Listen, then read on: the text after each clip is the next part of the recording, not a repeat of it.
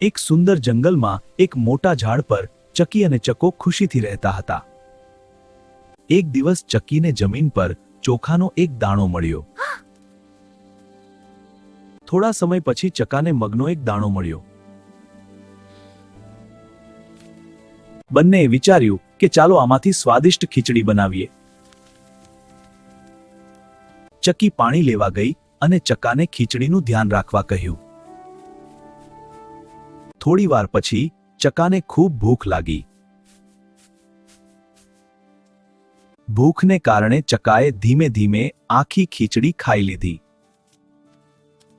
થોડી વાર પછી ચકી પાછી આવી અને ખાલી હાંડી જોઈને આશ્ચર્યમાં પડી ગઈ.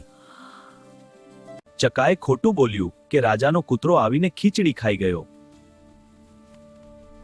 ચકી ગુસ્સે થઈ અને બંને રાજાના દરબારમાં ન્યાય માંગવા ગયા. રાજાના દરબારમાં બંનેએ પોતાની ફરિયાદ રજૂ કરી. મહારાજ, અમારી સમસ્યા છે. અમને ન્યાય જોઈએ. રાજાએ વિચાર કરીને સચ્ચાઈ જાણવા માટે આદેશ આપ્યો.